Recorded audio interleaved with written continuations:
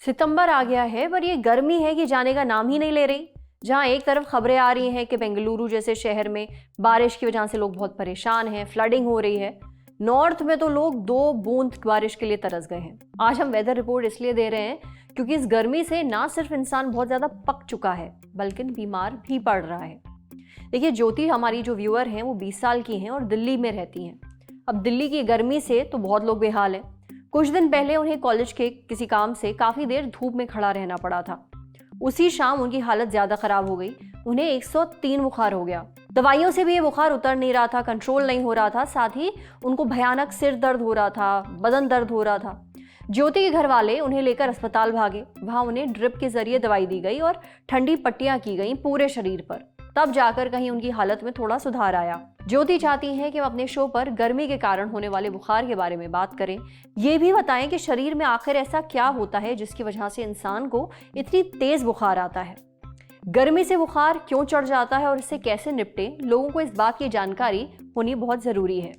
Hyperthermia आपको तब होगा जब आपका शरीर बहुत ज्यादा हीट से एक्सपोज्ड होगा। ये कंडीशन जानलेवा भी हो सकती है। तो सबसे पहले ये जान लेते हैं कि आपका शरीर इतना ज्यादा गर्म क्यों हो जाता है। हाइपरथर्मिया एक बीमारी होती है जिसके अंदर जो बदन का टेम्परेचर होता है वो 102 या 103 के ऊपर चला जाता है। और हाइपोथैलेमस जो हमारे दिमाग के अंदर एक यंत्र होता है जो टेम्परेचर कंट्रोल करता है, वो फेल हो जाता है। इसके कारण हीट नहीं निकल सकती शरीर के अंदर से और पसीना नहीं आता। और इसके कारण जो तापमान होता है वो 102 या 103 से ऊपर चला जाता है। और इसके अंदर जो पेशेंट है वो बेहोश भी हो सकता है और इसके अंदर पेशेंट की जो है वो कई बार गंभीर रूप से बीमार भी हो सकता है। हाइपरथर्मिया का जो मेन कारण है वो लू लगना होता है। इससे क्या होता है कि जब लू लग जाती है पेशेंट को, जब गर्म हवा के अंदर बहुत ज़्यादा तापमान होता है तो जो मरीज होता है उसके अंदर गर्मी बैठ जाती है और इसकी वजह से तापमान जो है वो 102 या 103 डिग्री फ़ारेनहाइट में पहुंच जाता है और गर्मी बाहर नहीं निकल पाती। जो हाइपरथर्मिया के सिम्टम के लक्षण होते हैं उसके अंदर सबसे पहले मरीज को बहुत तेज बुखार हो जाता है और वो उसको उल्टियाँ या उसको बहुत ज़्यादा गर्मी लगने लग जाती है। कई बार मरीज बेहोश भी हो जाता है और इसमें मरीज को कई बार बहुत ज़्यादा सिर में दर्द हो जाता है। और कई बार मरीज जो है वो ऑल्टर सेंसोरियम जिसको कहते हैं गफलत में चला जाता है और बेहोश भी हो सकता है। हाइपरथर्मिया के हेल्थ रिस्क के अंदर मरीज को बहुत तेज बुखार हो जाता है जो 102 या 103 फ़ारेनहाइट क्रॉस कर जाता है और इसको दिमागी बुखार कहते हैं, जिसको हम कहते हैं कि जो लू है वो दिमाग को लग गई है। जबकि इसके अंदर जो जैसे मैंने पहले कहा कि जो दिमाग का यंत्र जिसको हाइपोथैलेमस कहते हैं वो फंक्शन नहीं करता, वो काम नहीं करता और इसके अंदर पेशेंट जो है वो गफलत में आ जाता है और बेहोश हो जाता है और इसके कारण पेशेंट की मृत्यु भी हो सकती है।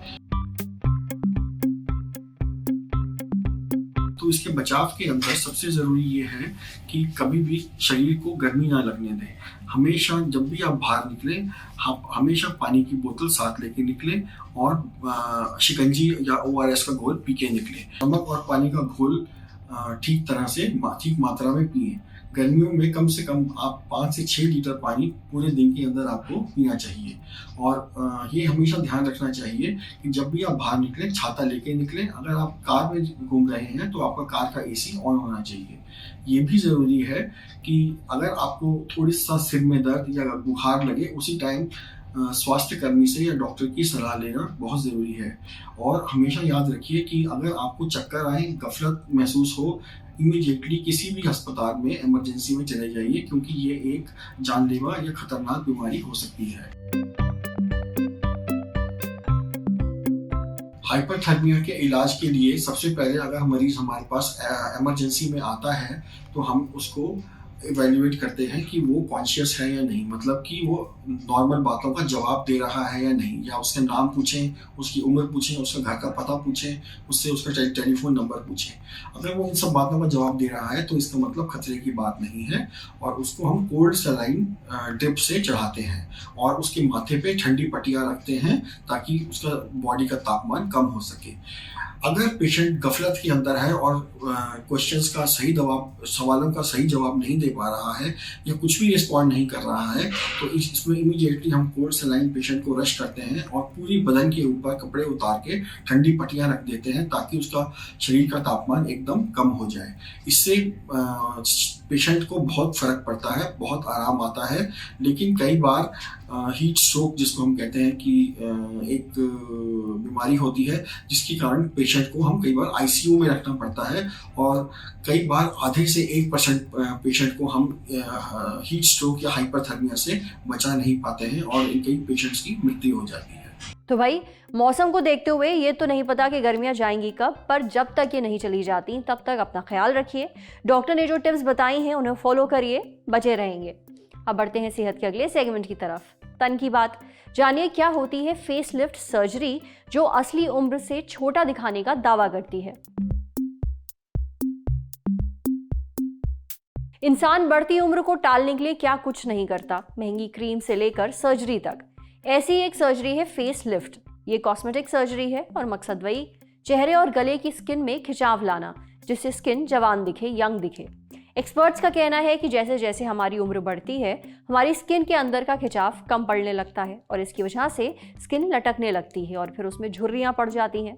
अब इस चीज़ से निपटने के लिए कई लोग सर्जरी करवा लेते हैं। ऑपरेशन से स्किन के टिश्यूज में वापस खिंचाव लाया जाता है। फेसलिफ्ट की मदद से एक्स्ट्रा स्किन हटाई जाती है, साथ ही झुर्रियां भी साफ की जाती हैं। ये सर्जरी चेहरे के निचले हिस्से और गले में भी होती है। इसके लिए आपको हेल्दी होना बहुत ज़रूरी है, यानी सर्जरी कराने के लिए आपको एक हेल्दी इंसान होना ज़रूरी है। ख़ासतौर पर कोई ऐसी बीमारी ना हो जिससे सर्जरी के बाद आपको ठीक होने में, रिकवर होने में दिक्कत आए। जो लोग सिगरेट पीते हैं वो ये सर्जरी नहीं करवा सकते। आमतौर पर आपकी हेयरलाइन यानी जहाँ से आपके बाल शुरू होते हैं माथे पर, वहाँ हल्का सा चीरा लगाया जाता है और ये चीरा आपके कान के पीछे तक लाया जाता है। फिर स्किन के टिश्यू को एडजस्ट किया जाता है, साथ ही स्किन को टाइट भी किया जाता है। टाके चेहरे पर ऐसी जगह लगाए जाते हैं जहाँ से ये आसानी से ना दिखें। सर्जरी के बाद कुछ समय तक आपके चेहरे पर पट्टियाँ बंधी होती हैं। सर्जरी के कुछ टाइम बाद तक आपको पेन किलर भी खाने होते हैं। वैसे तो दर्द और सूजन होना इस सर्जरी के बाद एक बहुत ही आम बात है, इसलिए घबराने की ज़रूरत नहीं है। पर अगर दर्द बहुत ज़्यादा होता है, सूजन भी बहुत ज़्यादा है, तो फिर आप अपने डॉक्टर से ज़रूर बात करिए। डॉक्टर आपको बताएंगे कि आपकी पट्टियाँ कब निकाली जाएंगी। एक बार जब सूजन चली जाती है तब आपको अपने चेहरे पर आया हुआ फ़र्क दिखता है, पर आपको अपने नॉर्मल काम करने के लिए कम से कम 2 हफ्ते तो रुकना ही पड़ेगा। सर्जरी के बाद आपको अपनी स्किन को पर्याप्त पोषण भी देना होता है। लगातार आपको डॉक्टर की बताई गई क्रीम्स लगानी पड़ती हैं, साथ ही उसे सूरज से बचाकर यानी धूप से बचाकर रखना पड़ता है, इसलिए SPF का इस्तेमाल ज़रूर करिए। समझे? अब बारी है सेहत के आखिरी सेगमेंट की, खुराक यानी झकास सी हेल्थ टिप। जानिए क्या खाली पेट हींग लेने से वजन घटता है। ऐसा कहा जाता है कि सुबह सुबह खाली पेट हींग का पानी पीने से वजन घटाने में मदद मिलती है। इसके लिए गुनगुने पानी में 1 चुटकी का लगभग 1/4 हिस्सा हींग डालकर उस पानी को पीने की सलाह दी जाती है। अब बेसिकली इस पूरी बात में कितनी सच्चाई है, क्या वाकई आप वजन अपना लूज कर सकते हैं, वेट लॉस कर सकते हैं हींग खाली पेट लेने से? ये जानने के लिए हमने बात की डाइटिशियन अमृता मिश्रा से। वो बताती हैं कि इससे मेटाबॉलिज्म को बढ़ावा मिलता है, जिससे पाचन यानी डाइजेशन अच्छा होता है और अच्छा पाचन आपकी वेट लॉस में मदद करता है, उससे जुड़ा हुआ होता है। अपच के अलावा ये आपको गैस वगैरह की दिक्कतों में भी आराम दे सकता है। हींग का पानी पीने से शरीर में मौजूद टॉक्सिन्स को बाहर करने में भी मदद मिलती है। हींग में एंटीऑक्सीडेंट्स भी होते हैं और ये दोनों चीज़ें इसे स्किन के लिए भी अच्छा बनाती हैं।